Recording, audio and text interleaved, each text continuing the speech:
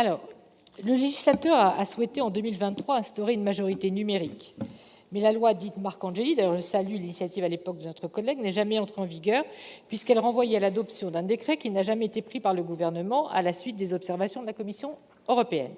Toutefois, le 14 juillet 2025, celle-ci a dévoilé ses lignes directrices sur l'application du règlement sur les services numériques.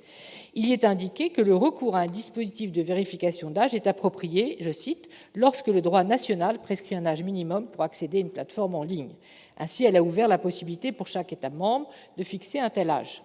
Comme vous le savez, la résolution européenne que j'évoquais tout à l'heure, adoptée par le Sénat à mon initiative en juin dernier, préconisait déjà cette mesure.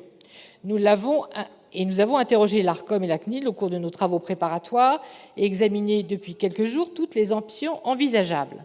Compte tenu des travaux du Sénat sur ces sujets de longue date et des prises de position claires que j'ai rappelées, nous avons choisi, bien entendu, de traduire avec le présent amendement dans le texte des dispositions qui pourront, le cas échéant, être précisées en cours de navette.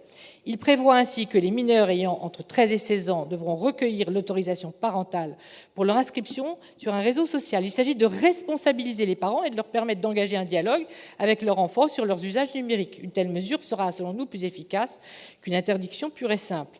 Cet amendement tend ensuite à obliger les plateformes à bloquer l'accès des réseaux sociaux aux mineurs de 13 ans, âge minimal qui fait consensus, qu'elles ne font pas aujourd'hui. Elles prétendent déjà fixer un tel âge, mais ne vérifient pas réellement l'âge des utilisateurs. Donc nous voulons qu'elle place un système de vérification d'âge robuste, conforme à un référentiel de l'ARCOM.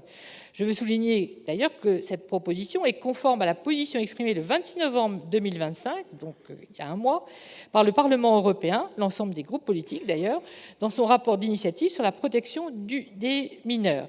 Il présente l'avantage de proposer une solution susceptible d'être adoptée dans l'ensemble de l'Union européenne, ce qui faciliterait considérablement d'ailleurs son application. Il renvoie les plateformes à leur responsabilité de rendre effective la protection des jeunes dont elles se prévalent elles-mêmes. Je vous remercie, Monsieur le Ministre. Merci Madame la Présidente. Je vais peut-être être un tout petit peu plus long que précédemment, si vous le permettez, parce que la question est évidemment extrêmement substantielle et à vrai dire peut-être un peu trop pour que je puisse émettre un avis favorable. Et ce sera donc un avis défavorable et je vais vous expliquer pourquoi. D'abord, évidemment, on partage l'objectif global de l'amendement et vous savez qu'il y a une convergence aujourd'hui très forte et que le gouvernement travaille en lien avec les partenaires européens pour limiter l'accès des réseaux sociaux aux jeunes mineurs.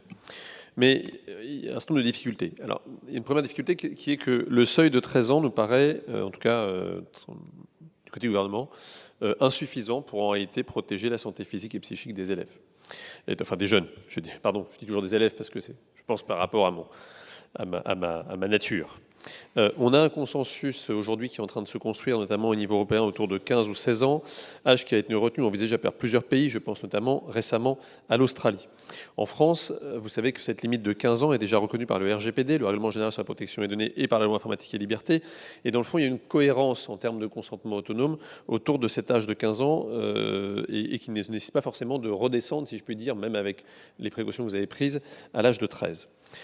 D'autre part, vous savez qu'il y a un débat juridique, alors évidemment c'est de la technique juridique, mais enfin c'est quand même pas tout à fait neutre au regard du droit européen, qui en tout cas ne permet pas de conclure à la conventionnalité du texte là qui nous a été soumis de manière assez récente. En réalité, ce texte, votre amendement, Madame la rapporteure, reprend un dispositif assez proche du dispositif de la proposition Marcangeli 2023, dont vous savez qu'elle a rencontré des problèmes, des obstacles juridiques au niveau européen, notamment sur le règlement sur les services numériques. Donc, nous souhaitons évidemment avancer très clairement et très rapidement sur le sujet de la majorité numérique, et c'est pour ça que nous sommes en train de travailler du côté du gouvernement une rédaction qui soit à la fois juridiquement conforme et qui soit conforme aussi à l'ambition que j'ai rappelée en termes d'âge. Et c'est pour ça que le gouvernement déposera un projet de loi au mois de janvier, dans le prolongement des annonces du président de la République sur le numérique et les réseaux sociaux, qui sera rédigé de manière à être pleinement opérant et conforme avec le droit européen. C'est une priorité qui a été affichée par le président de la République, vous le savez. Nous avons un travail juridique à faire assez complet, mais très clairement, avec la ministre Le Hénaff et moi-même, nous porterons évidemment une rédaction qui permettra, je crois, de satisfaire tout le monde. Et c'est donc pour cela que je vous propose plutôt une position de retrait, sinon nous serons défavorables.